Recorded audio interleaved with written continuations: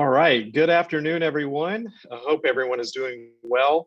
I'm Ted Townsend. I serve as the Chief Economic Development Officer for the Greater Memphis Chamber in partnership with the University of Memphis. We want to welcome you to our annual mid-year Chairman Chamber update. As we begin today's meeting, on behalf of the Greater Memphis Chamber team, I wanted to acknowledge the tragic death of one of our dearest friends and citizens, George Katz. George, obviously, for all of you who knew him, he loved the city and strived every day to improve it for those of us who call it home. Our heartfelt condolences go out to Bennett and his family. It is a tragic loss for our community, but we know that we will all carry the torch on for George and his memory. Now today, as it is every day at the Chamber, it's focused on economic development. And over the past year, we have built a team like no other in the country.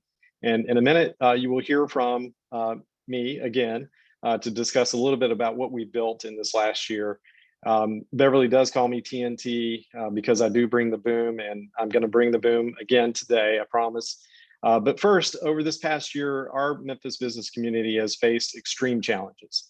And I hope that you know and felt that the Greater Memphis Chamber, your team here, was with you every step of the way. Late last year, we met with small businesses to capture their best practices as they were facing the pandemic.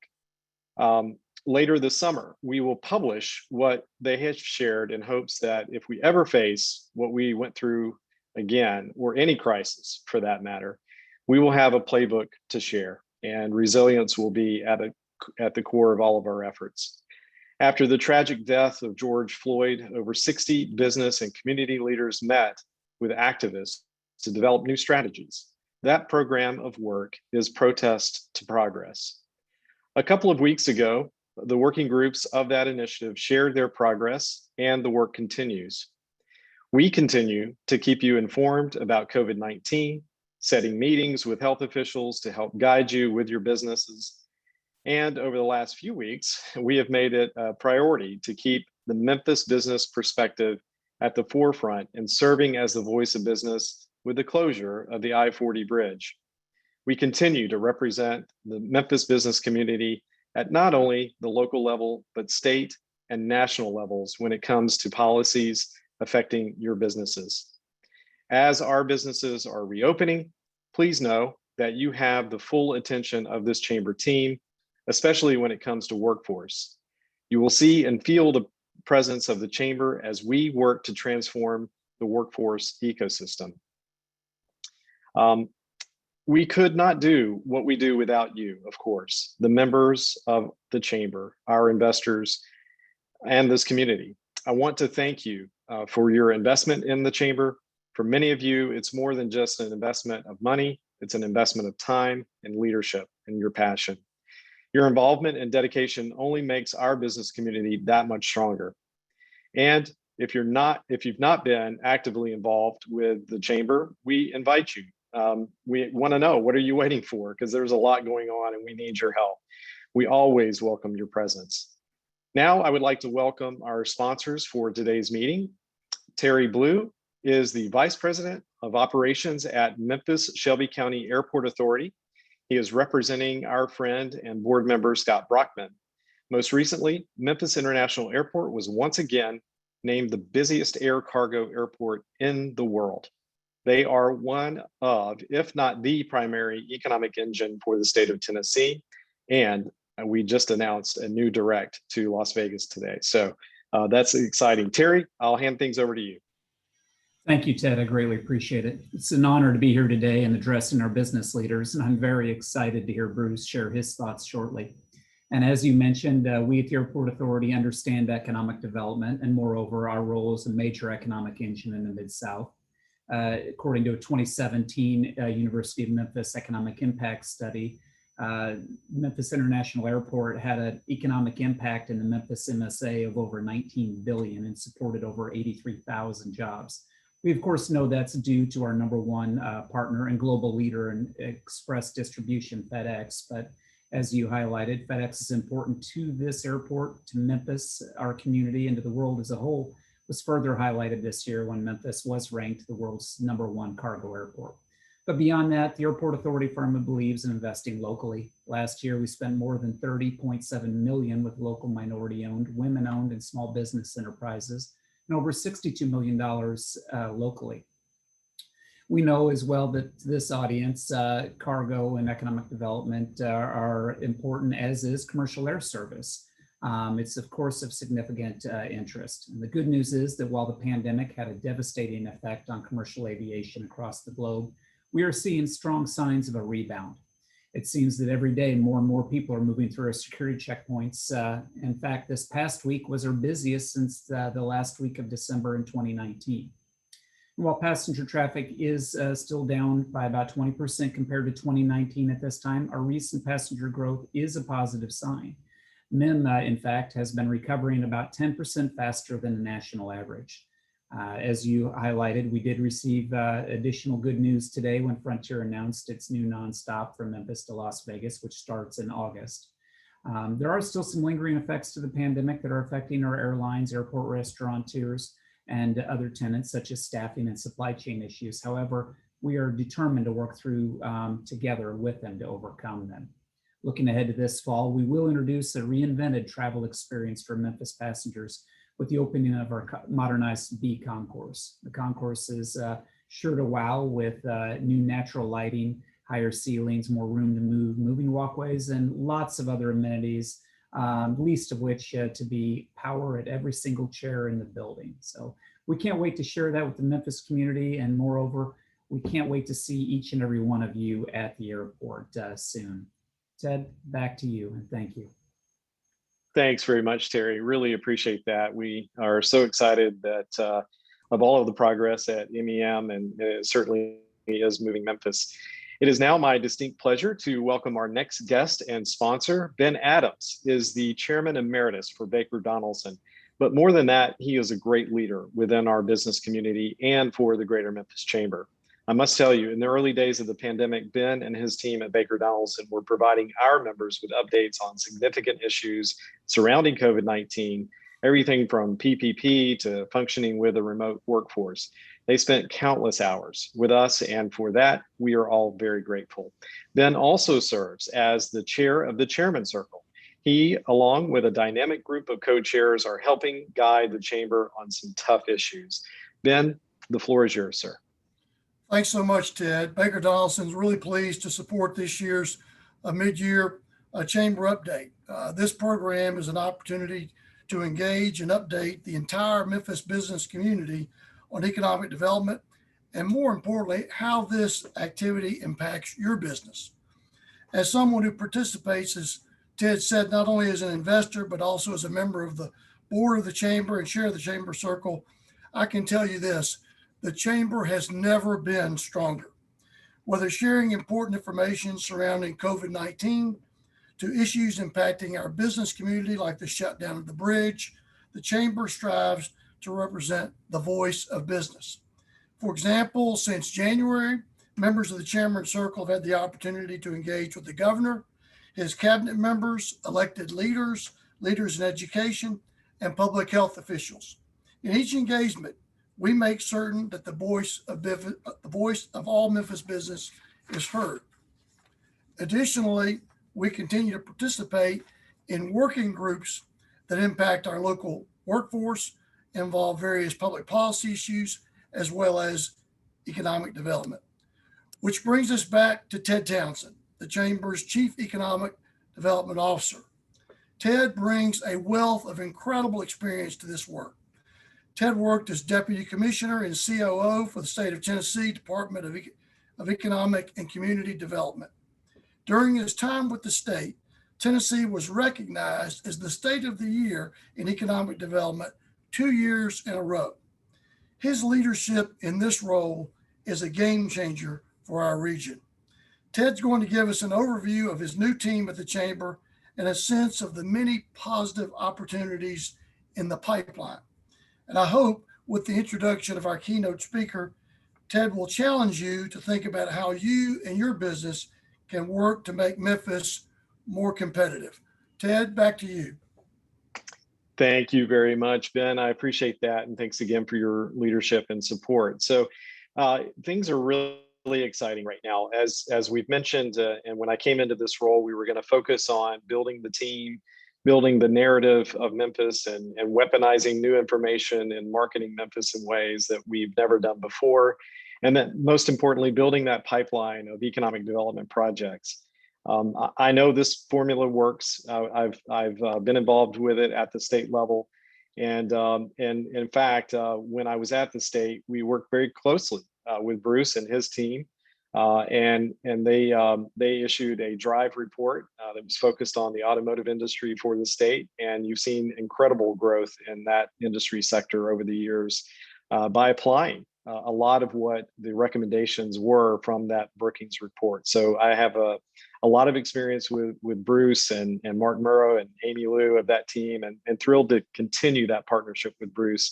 And we'll get to him in a moment. But I'll tell you, we've done some recent building of that team.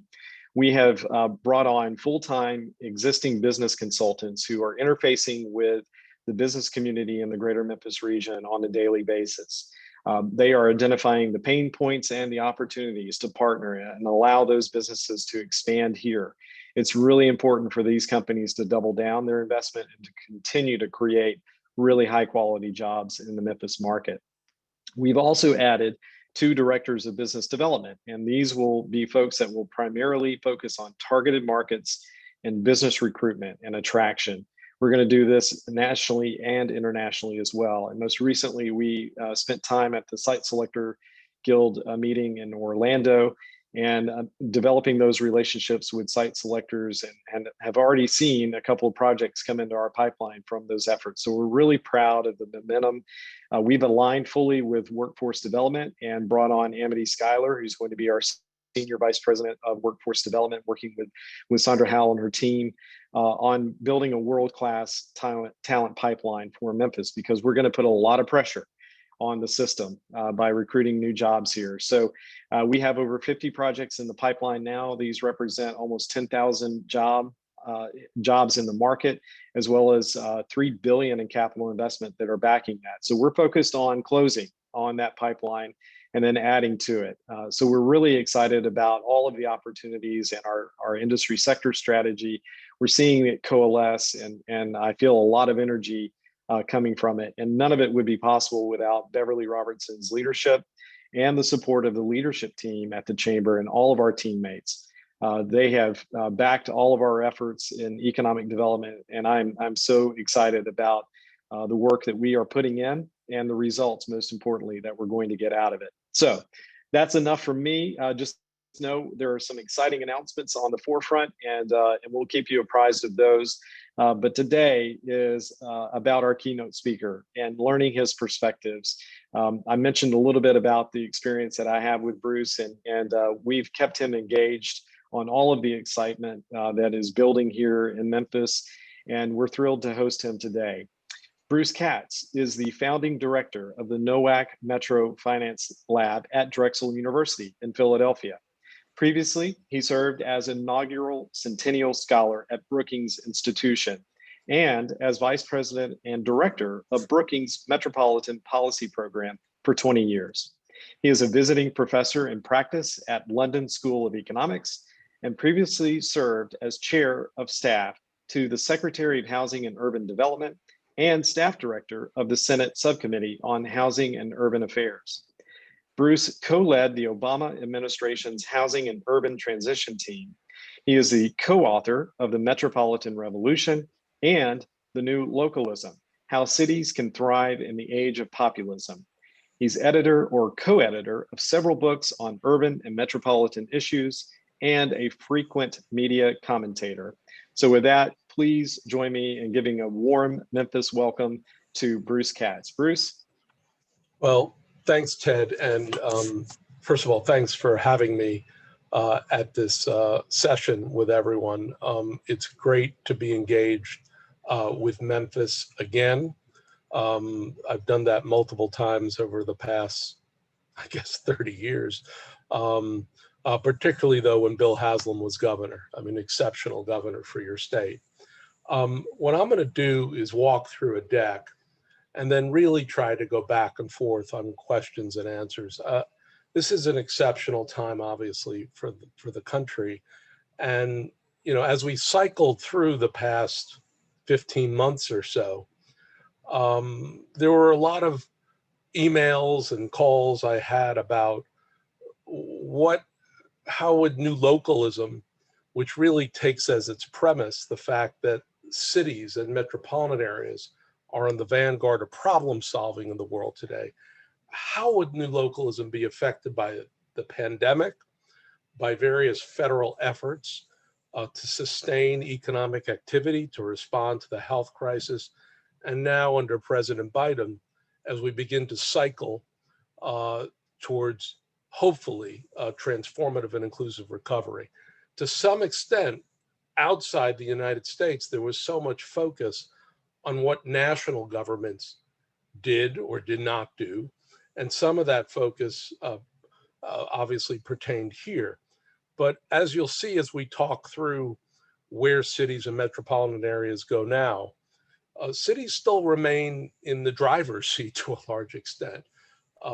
Congress and the administration can invest. They can invest at volume. They can send signals around economic restructuring, energy transition, inclusive development. But at the end of the day, it's cities and metropolitan areas that literally have to design and deliver strategies that hopefully are aligned with your core assets, your distinctive competitive strengths, and some of the challenges you face.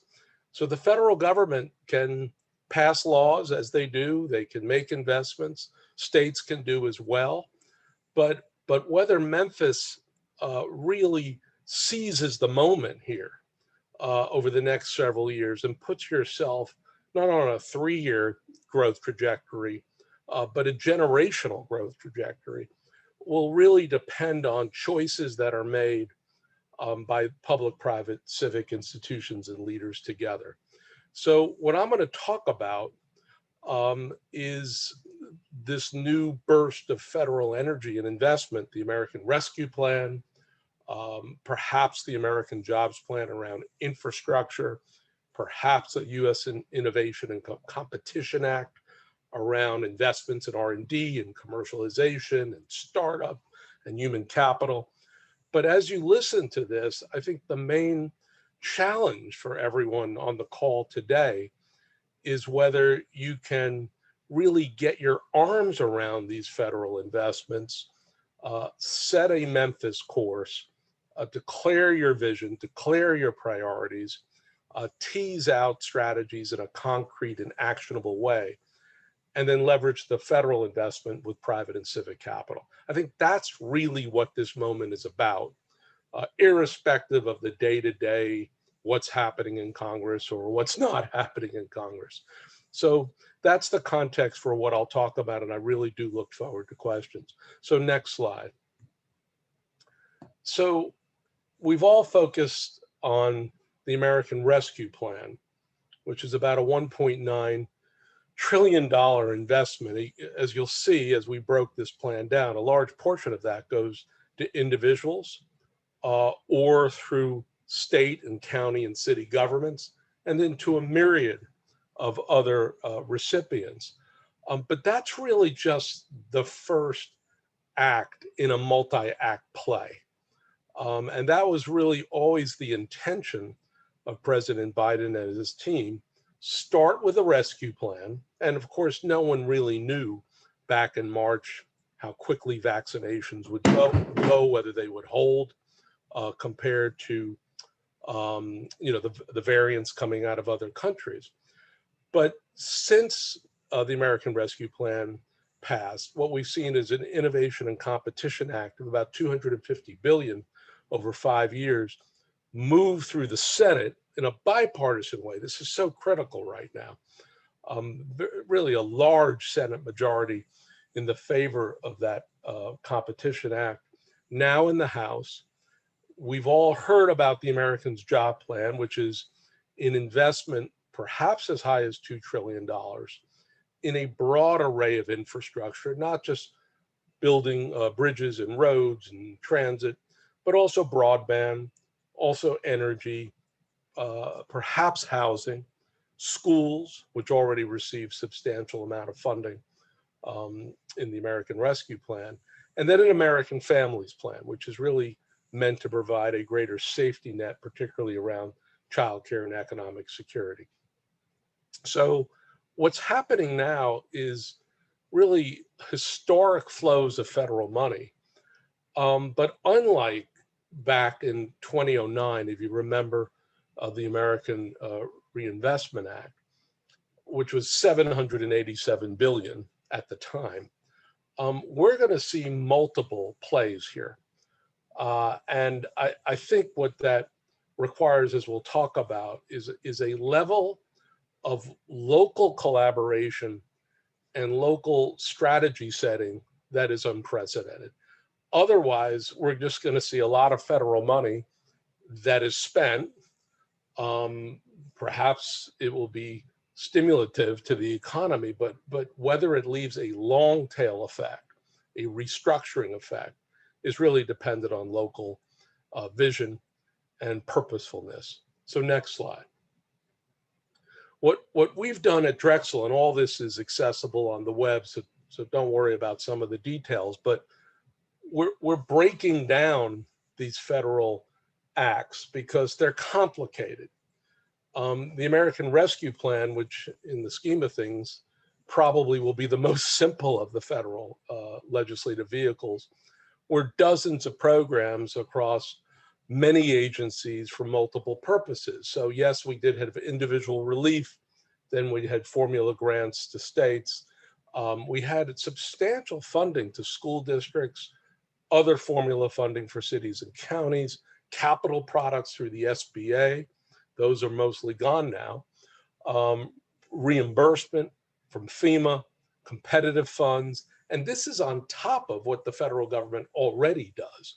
So what we're doing for cities around the country with the U.S. Conference of Mayors, with the League of Cities, with groups like Accelerator for America, which was founded by the Los Angeles Mayor, Eric Garcetti, is we're breaking all this down.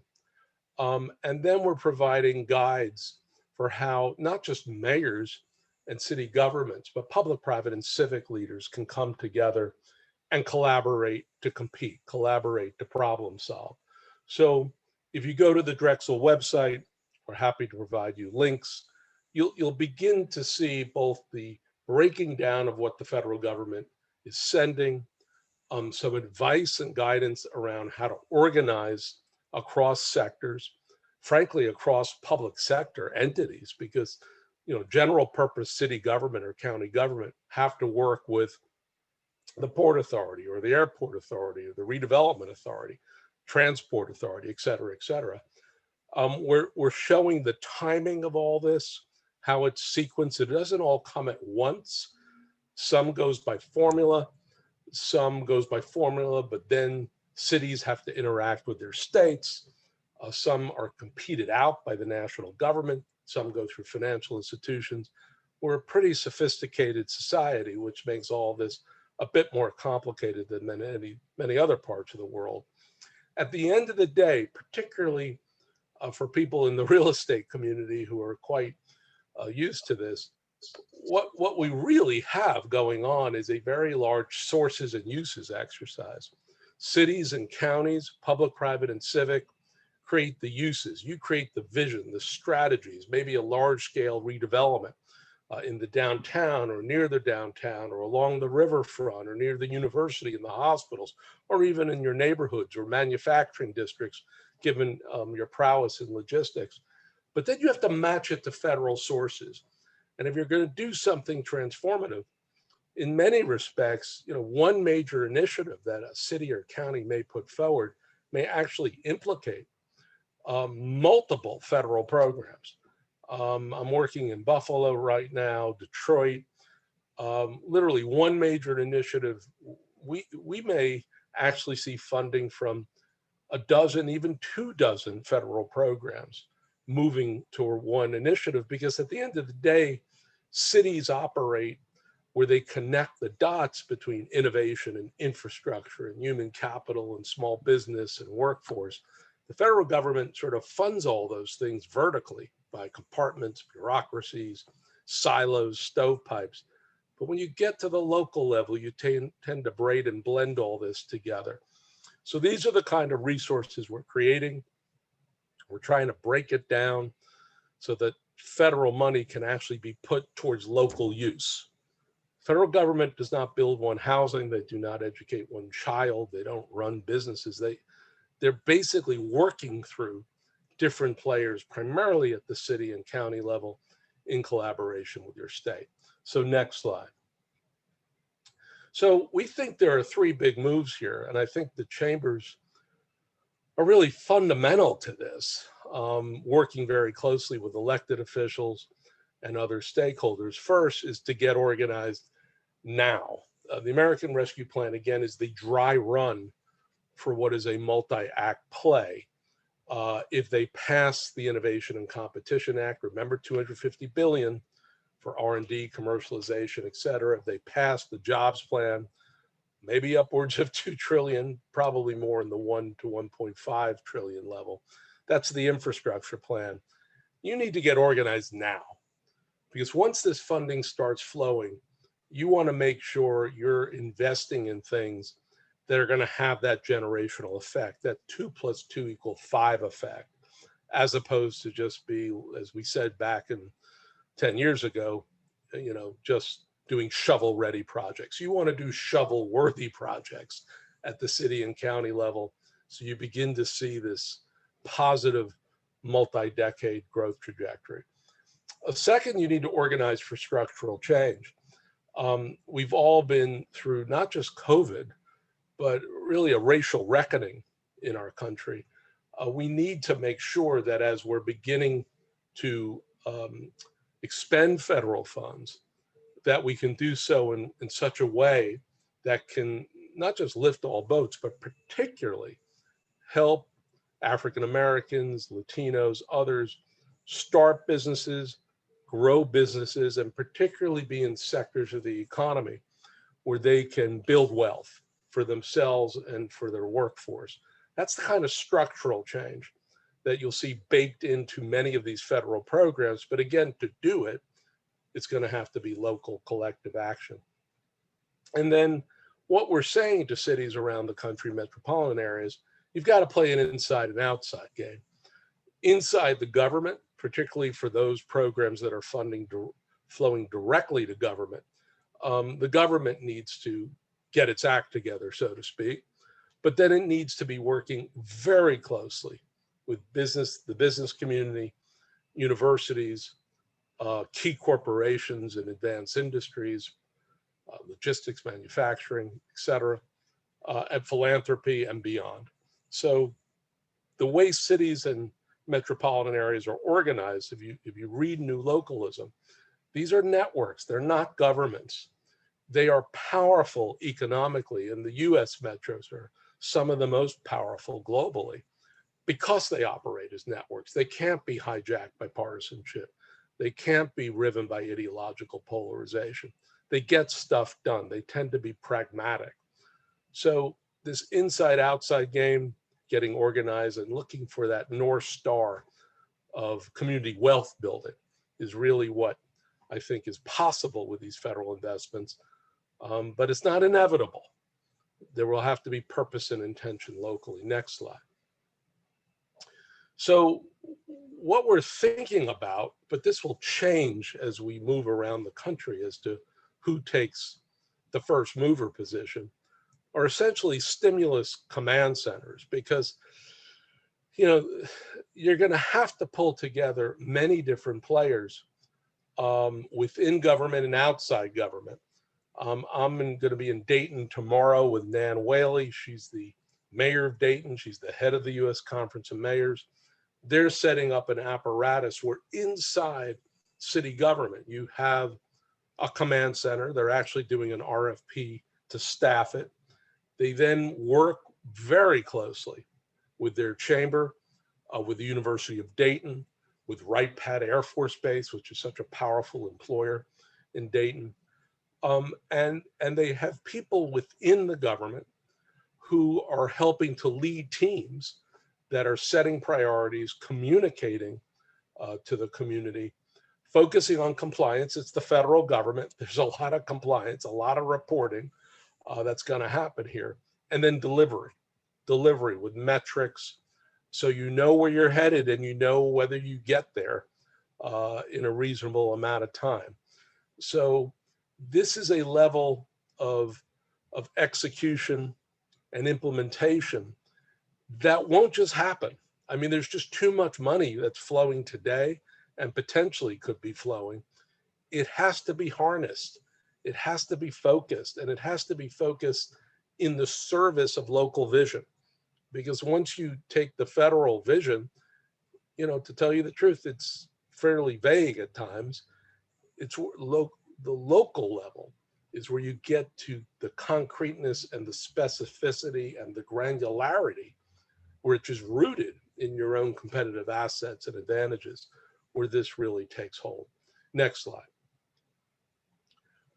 So there are a bunch of places that are getting their act together. And again, it's the United States. So everyone on this call understands there's no one way of doing this thing. What works for Memphis may not work for Minneapolis, and vice versa. What works for Denver may not work for Detroit, and vice versa. We are a variegated country. I think that's actually part of our strength. And in many places, we're as much private-led, private-public, as opposed to public-private, which again is an enormous strength for us. But what we're seeing in some places, building either on what they were already doing or on new kinds of entities that are being formed, could speak to how you ultimately organize yourself. In Buffalo, there had been a large-scale investment from the state in the east side of Buffalo, which is their historically disadvantaged area. That was an investment of about $165 million for workforce, for small business, for placemaking. They're now looking to take that to the $400 or $500 million range. This could be transformative. It could be transformative not just in restoring community anchors like an old Amtrak terminal or a food market, the Broadway market, or a former Olmsted Park, or part of the Underground Railroad. It could be transformative in really building Black and Brown-owned businesses for the long haul, and that's what they're focusing on. So Buffalo East Side Initiative, you probably will hear more about it in the next couple of months, because they're one of the first places that are really matching local uses, local vision with federal sources. In Philadelphia, what's happened is the corporate community, leaders in the corporate community have come together with leaders in the labor movement, universities, hospitals, communities, to form a Philly Equity Alliance. They went to the mayor and basically said, look, if all this infrastructure money's coming down for roads, for bridges, for broadband, for housing, for school renovation, let's organize Black and Brown-owned business to begin to deliver it. Because right now, for the most part, they're not involved substantially in that delivery. They're not the primes, they may be subs. So we have put together a great team. McKinsey provided pro bono diagnostic of the existing use of infrastructure spending for supplier diversity, for procurement. And the mayor met with the heads of some of the authorities literally last week in Philadelphia, beginning to put together a structural change so that the next 10 years we begin to see movement in the dial of not just the number of Black or Brown-owned businesses, but their size, their growth potential, the ability to build wealth. And finally, in Tulsa, in Oklahoma, what have you seen is the mayor lead an effort over multiple years to merge 3 public authorities, the Industrial Authority, the Redevelopment Authority, and the Parking Authority. The Parking Authority is always the one that tends to have a lot of money. So they merged all 3 of these with their Economic Development Commission, and they have one new Tulsa Authority for Economic Opportunity, They are changing the way they dispose of public assets, following more the Nordic and the German model, so that revenues from the disposition of those assets, let's say land or buildings, generate revenue over many decades, which can really be put to purpose to renovate, regenerate neighborhoods, commercial corridors, and so forth. So that's what metros are doing. And they're now looking to the federal money to be in the service of their local vision. So they already are just deciding what's our North Star and how do we basically channel, bend to spend is what the British call it, federal money so it works for us. And that obviously depends on the flexibility of that funding, but it's flexible enough, particularly funding that's going directly to states, cities, and counties. So next slide.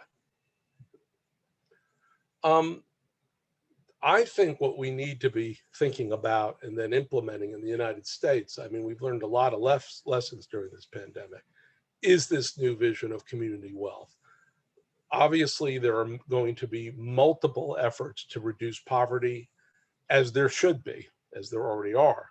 But at the end of the day, I think everyone on this call knows that wealth building, reducing particularly in metropolitan areas like Memphis, what are large gaps between black and white ownership of homes, black and white ownership of businesses. This has to be baked into a lot of what we do.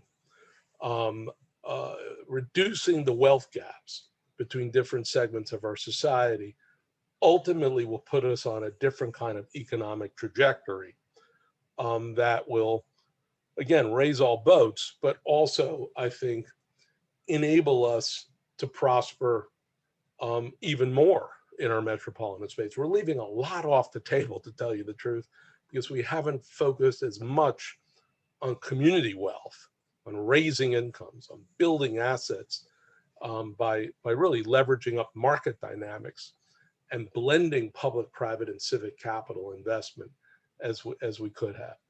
I think for Memphis, as you begin to go forward with large scale efforts to basically take what is a leading position around manufacturing, around trade and logistics, your innovation ecosystem, the production really of quality jobs that pay good wages. I think what you're going to find is that many of your large initiatives are going to cut across these federal programs, and it's going to really depend on folks on the ground with this North Star of community wealth to set visions, to match federal sources to local uses, and then ultimately to stage and sequence this in such a way that you get the full impact of not just in the near term, but for the long term of this exceptional investment. So I'm going, next slide, I think I'm going to stop there and really open it up because this is an extraordinary period. And I think literally whatever you read, in the media, whatever you watch on nightly news, the folks on this call are actually the ones in charge. I mean, you're going to decide whether Memphis designs strategies that are really geared towards transformative growth, inclusive development, and whether you can actually execute and deliver that. No one's going to do that in Washington, D.C. They may be your investor. They may be a very large investor, but they won't choose the projects. You'll choose the projects. You'll choose the initiatives. You'll ultimately bring together the different groups. So I don't think anyone really has sent the memo from Washington yet that basically declares not only that new localism is alive and well in the United States, but it's actually the vehicle for really a new kind of growth post-pandemic. But that's the reality of the society in which we live and the country that we live. So I look forward to questions and fire away. Great. Thank you so much for that, Bruce.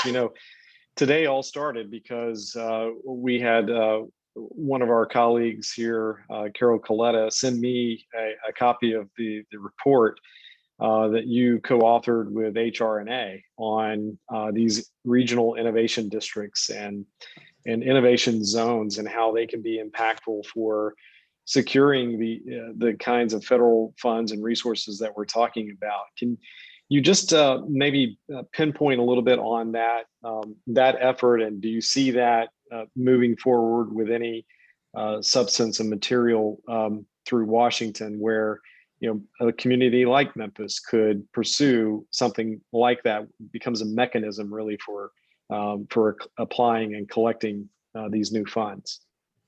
Well, thanks for raising this, Ted. I'm trying to remember the exact year, actually. Probably right before the Great Recession, colleagues of mine, both at Brookings and Europe and elsewhere, began to see a new spatial geography of innovation. There was a point going back to the 50s and the 70s where if you wanted to find quote unquote innovation, and really by innovation, I mean the taking of ideas, whether baked in corporations or baked in universities, to market, you would go to a research park somewhere, usually far away from the central core, and it was isolated. Obviously, if it was receiving military funding, we keep our secret, but a lot of this was really for civilian purposes. Starting in the 90s, as we moved into this century, something remarkable began to happen. We began to see companies, mature companies, tech companies out of Silicon Valley and elsewhere, begin to cluster and congregate around advanced universities with startups and scale-ups and incubators and accelerators, with relationships to community colleges for credentialing workers, with amenity-driven districts. What we really were beginning to see was the mashup of innovation, because innovation really doesn't happen in compartmentalized ways. It really requires a certain kind of collaboration and synergistic effect, both within clusters and then outside clusters. It's almost like a convergence economy, technologies that cut across multiple sectors of our economy. Now, some of this started, not surprisingly, around MIT, around Carnegie Mellon, around Georgia Tech. If anyone hasn't been to Midtown Atlanta recently, I mean, Midtown Atlanta around Georgia Tech is literally on fire pre-pandemic. It's become almost like the favored place for corporate R&D for the United States. And again, it's urban environments that people were seeking. They weren't seeking to go out far away, like the Research Triangle, frankly, which is more of a 1950s model. Carnegie Mellon, Georgia Tech are sort of the leading edge of, I think, a 21st century model in the US. So the question is, will the federal government double down on what is essentially a market dynamic? I think the answer is yes. I mean, if you look at the US Innovation and Competition Act that passed bipartisan through the Senate, they're calling for regional tech hubs. They're calling for big investments in university centers all over the country. They're trying to diversify economic growth off the coast into the heartland. Memphis could be perfect for this. I mean, perfect for it. But it really requires this kind of coming together of different assets, different players, different stakeholders. So again, you have that 2 + 2 = 5 effect. So the national government is recognizing this is the way the world now works. And frankly, it's not just for civilian purposes. You'll see this in the military. You'll see this with some of our energy labs as well. Yeah. Bruce, I think you've given the blueprint for this, and how do we get started in Memphis? You've recommended that, hey, the time is now to plan and prepare, and it is a collaborative effort. But could you provide some specifics for how Memphis could address this and be prepared and do so within the next 60 to 90 days? Yeah. Who's in the room initially? Well, first of all, perfect's the enemy of the good, right? So yeah, I would highly recommend that as you begin to do this, you really narrow your focus, your areas of focus to a few things. Because I think in some places they really try to do too much, and it's almost like a political horse trading exercise as opposed to an exercise to build a platform for long-term growth. if you already were working on something, right? I mean, this is the Buffalo model, for example. So if you Right. were already doing something, perhaps around innovation, perhaps around large scale redevelopment in the core of your city, double down, right? I mean, you know, if there already was momentum, don't turn the page, really stop and assess, as Buffalo is doing. Well, maybe what we should do is take $165 million public investment, move it up, do a 2x, 3x play, Yeah. and then leverage up private and civic capital to the max. If you haven't one of those transformative initiatives, my gut sense is that it's going to be perhaps around a new burst of activity around Black and brown owned business, or a particular sector of the economy like manufacturing, given your logistics prowess. I mean, if you look at what Memphis does, and you think about reshoring of manufacturing, and you know, manufacturing still is about 9%, 10% of the American workforce, but it has just this outsized effect on trade balance, innovation, productivity, everything else. You could be one of those places well primed for that, and those are good jobs, and they affect multiple supply chains and the innovation continuum. Would you recommend a multidisciplinary task force that represents the local government, the private sector, and the philanthropic sectors to ensure that these opportunities are coming from the federal government and we maximize them for Memphis and Shelby County? Would that be a best-in-class approach? And if so, have you seen that take effect in other markets that we should learn from? I think, and to some extent, I think we're doing that in Philly. We're doing it with regard to a very particular purpose, which is supplier diversity off of infrastructure spending. But here's something that we learned. A, get people in the room who want to do stuff. I mean, this is the difference. We wrote about in New Localism, the Central Indiana Corporate Partnership, when they meet as CEOs of businesses or universities or philanthropies, they meet to decide, not to discuss. And I think so, as you're putting together these groups, this is not a debating society. The money's coming. Remember Amazon HQ2? Right. Everyone came together. We're going to put our best foot forward for Memphis and for Pittsburgh and for everyone else. Well, that was a competition across, really, at the end of the day, probably dozens of metropolitan areas, just given how the US is organized. The money's coming. So now it's a question of, can you design with a view of delivery, with a view of implementation? And one thing we learned in Philadelphia, we convinced someone, really a former executive of Aramark, which is an exceptional firm, African-American, probably in his 50s, to come out of retirement and lead the effort. And that meant we had someone who, A, knew the content, because Aramark, being in the business of procurement, knew everyone. I mean, literally every public, private, and civic, was respected by everyone. We have gone from 0 to 105 in no time at all. And I would highly recommend, as you do this, perhaps find those 1 or 2 or 3 people who are either in retirement, near retirement. This is a way to give back for the community that could really have a generational effect. I think we're doing that. Yeah. Supplier diversity, you could do it with multiple areas that matter to Memphis. Yeah, we need like a team of ARPA czars absolutely. to go after this. And mind you, I just synthesized several questions into one from Amity, Schuyler, Duncan Williams, and an anonymous attendee. So wanted to give them credit for those questions. It didn't just come from me. I'll move to another one now that we have in the queue from Regina Whitley, who runs the Greater Memphis IT Council. And she asks, how does Memphis leverage and recruit the rise of remote working? And how do we retain our current workforce given this new flexibility?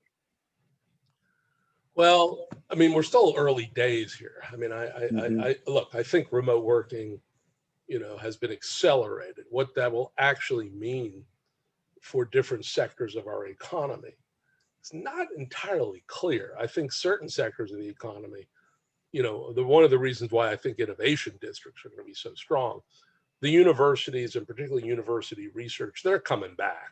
They're going back on campus.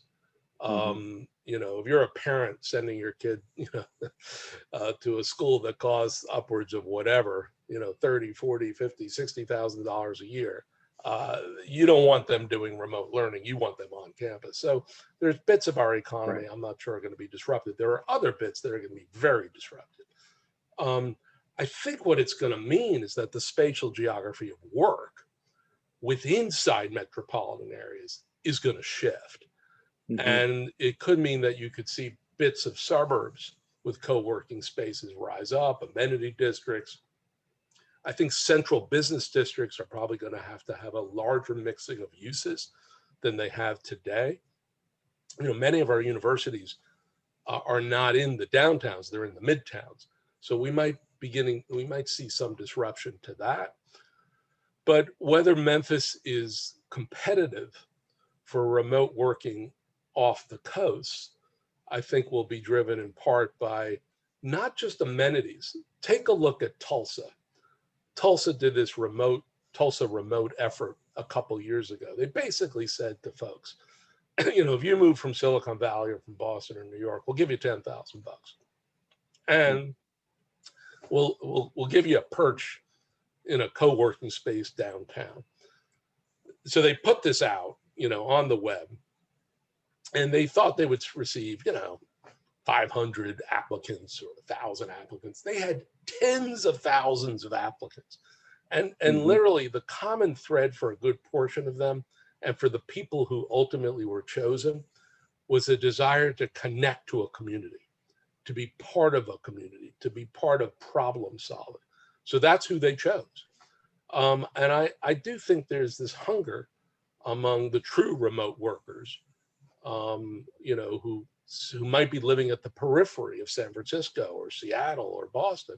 I want to be part of a community. So think about first within your own metropolitan envelope, the distribution of work, but also, what is it? How do you get someone to plug in and play? Those are the places that ultimately succeed, where you're open to new people and open to new ideas. I think that's going to make you successful in the remote working race. Thanks for that answer, Bruce. Getting back to the manufacturing, we've got a question from John Dudas, and I think it's fantastic. Which manufacturing sectors do you see having the greatest opportunities for success in Memphis? Obviously, with our transportation, distribution, logistics infrastructure, we can get anything anywhere, but we want to make things as well here in the community. We want to research and develop things. We want to manufacture them. So what do you see? Well, first of all, I wouldn't dismiss logistics and distribution and all the innovative technologies that really emanate from that. I mean, that's right. And so I think the question for you is, in part, how do you take your position as one of the hubs and move it to an advanced logistics kind of stage, which means probably your universities have got to be teaching a hell of a lot around supply chain and a hell of a lot around supply chain technology. You see a lot of this sort of happen, not just in Seattle or Silicon Valley, but around where the Air Force or other parts of the military have large logistic commands in the United States. So first of all, before we even get to manufacturing, I think, the same way Miami has to move to advanced tourism, you need to move to advanced logistics, right? And really you already are a global hub for moving stuff, but you also want to be that hub for the people who basically can help make the distribution effective and efficient. With regard to what is coming back, I think we've got to be thinking about quality control. Because I think the one thing we've learned in this pandemic is there's certain bits, we always knew this with regard to our own defense establishment, but with regard to pharmaceuticals and, other life, enabling technologies and products, I mean, I'm not sure how much you can outsource some of this. We've done a lot of it over time, but so we'll see. I mean, I think the next 2 years, 3 years is going to be driven by policy, market dynamics, obviously costs, but there's going to be this trade-off between quality control and lowest cost, I presume. Right. So I think there are some long tail effects here.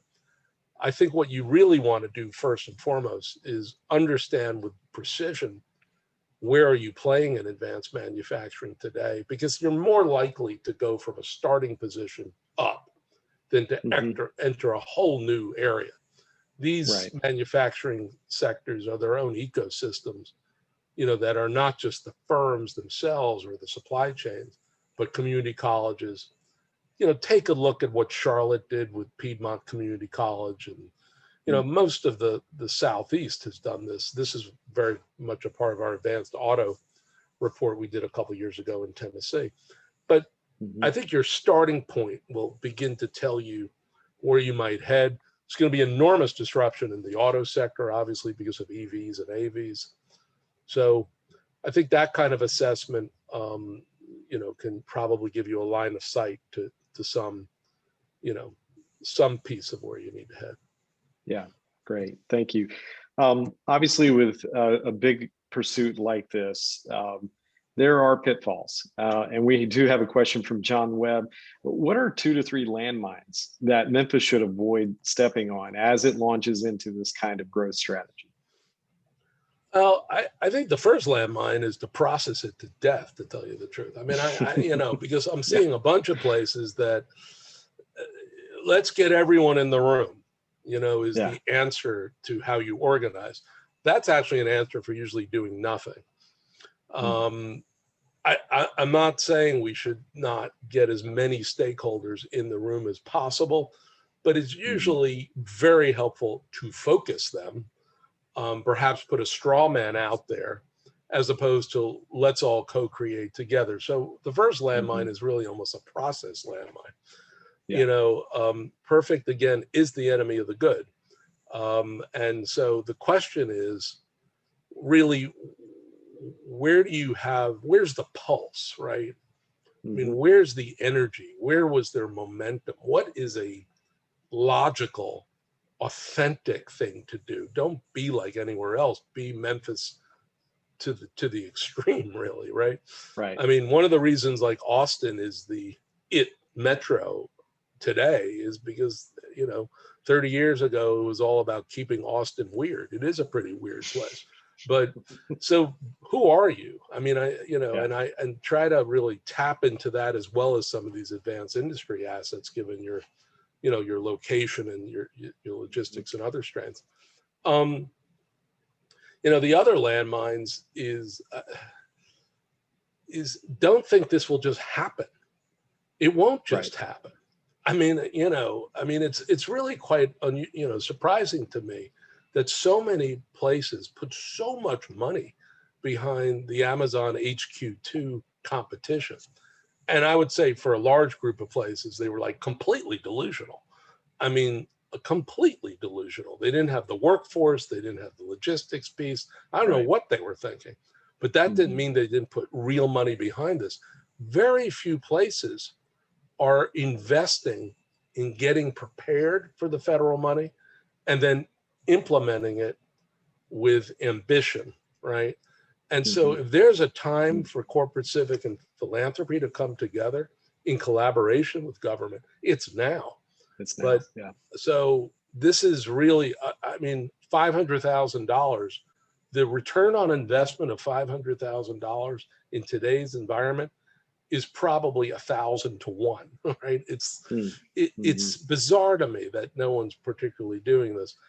And then, the other landmine, which I think is just probably similar, is don't copycat, just really try to do something which, aligns with your priorities and your advantages, and that are truth tested, that really are truth tested. And you got a lot going for you in Memphis. So it's not like you're starting from scratch here. I mean, you've built up a remarkable place. So I think you want to sort of move out 30 years. What could we be? What could be remarkable? And then backcast it. That's really more the way, Helsinki or Copenhagen plan than US. US tends to more be of an iterative kind of sort. But if we look out 25 or 30 years and back up, that could give you a sense of, some really transformative moves. Right. Well, we'll wrap things up here shortly, but do you foresee this being a rise of the metro or a rise of the rural? How will the federal government marshal these funds? Will it be evenly distributed across the country, or is this now a moment for a community like Memphis who, is on that trend of growing in the top 50 communities, metros in the country, and increasing that market share? What do you foresee? Well, first of all, half the people who live in rural America actually live in metropolitan areas.